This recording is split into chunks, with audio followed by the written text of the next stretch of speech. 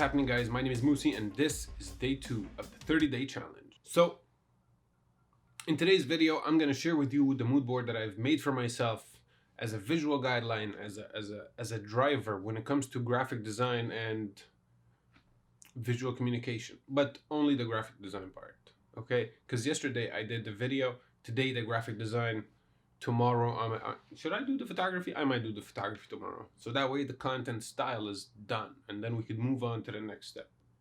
With that being said, there's a lot of things here that are common. You could see a lot of the common things even if you go back to the other video.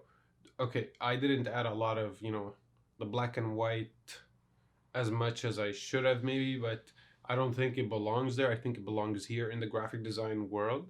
So there's definitely that repeating pattern of black and white, small and big, just contrast overall. You can even see black and white imagery and imagery that's so full of color and illustrations, and that contrast is the idea here.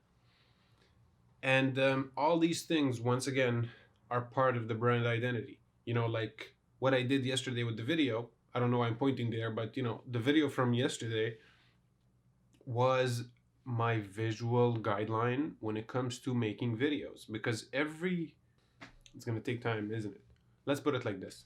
Every discipline you want to go in has a different approach. So if you want to make a video that respects your brand guideline, it has to look a different way. It has to look a certain way, just like your design has to look a certain way, just like your photos have to look a certain way, just like you have to look a certain way. And right now I definitely don't look that certain way. Anyways, I hope you like this quick video. That's what it's supposed to be, quick, because done is better than perfect when you want to form a habit. With that being said, I will see you guys tomorrow. Don't forget to like and subscribe, because I can see that you're watching and not liking. You're liking, but you're not subscribing, so subscribe. I'll see you tomorrow. Peace.